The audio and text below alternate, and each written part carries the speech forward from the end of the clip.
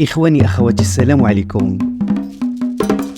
خليونا نهضروا شوية على أكبر شمس العشية اللي دارتها منظمة البريكس للقوى الهاربة.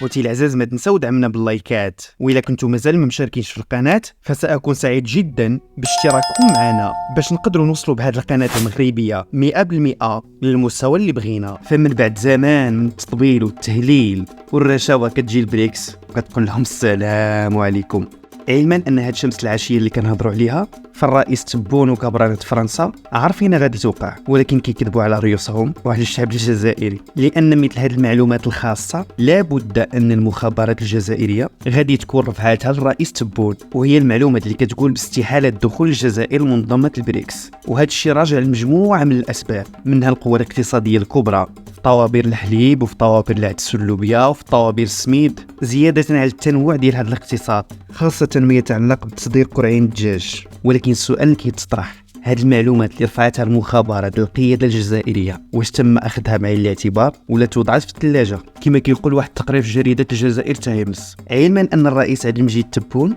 ادلى مجموعه من التصريحات كيأكد فيها على ان الجزائر ستنضم لمجموعه البريكس، وانه تلقى موافقه مبدئيه بل ووعود من مجموعه من الدول اللي منها روسيا ومنها الصين وجنوب افريقيا بالاضافه للبرازيل. الفاعلين في الصين، روسيا، جنوب افريقيا، حتى البرازيل ديال ما الرئيسة السابقة تاع البرازيل اللي هي رئيسة البنك الحالي قالت الجزائر ضرورية للبريكس.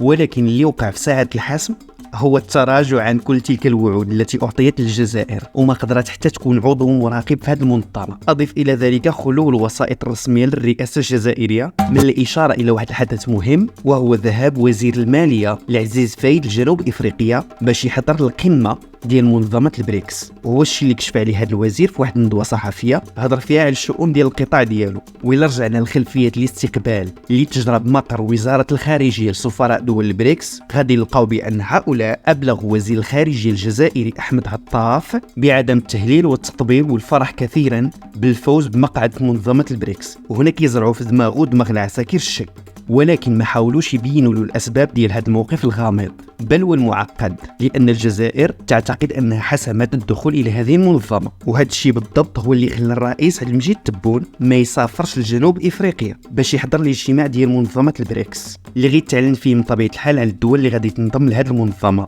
وهي 6 دول كما كتعرفوا، منها 3 عربية اللي هي السعودية والإمارات ومصر. وهذا على الرغم من أن مصالح الرئاسة الجزائرية جهزت كل اللوازم لعبد المجيد تبون باش يتنقل من الجزائر في رحلة خاصة، بل وحضر له العسكر حتى الخطاب الذي ينبغي أن يلقيه هناك في جنوب إفريقيا بعد الفوز بمقعد في منظمة البريكس. واللي كيخلينا نضحكوا بل ونستغربوا وهو التهافت الرسمي والحشد الإعلامي وزخم حضور الخبراء والمحللين على منصات الدعاية والبروباغندا من قبل أبواق كبرانة فرنسا، واللي سبق لاجتماع ديال أعضاء البريكس في جنوب إفريقيا. وواش اللي خلى واحد النسبة كبيرة خاصة من أتباع الكبرانات يقتنع بأن أمر عضوية الجزائر في منظمات البريكس صار محسوما حتى قبل هذا الاجتماع ومرتبا له ولا نقاش ولا جدال فيه. ولكن في الحقيقة هذا الشيء ما هو إلا وجه معكوس تماما للحقائق على أرض الواقع، اللي هو رفض هذه المنظمة للجزائر باش تكون عضو في منظمة البريكس، بل ورفضت حتى باش تعطيها عضو مراقب.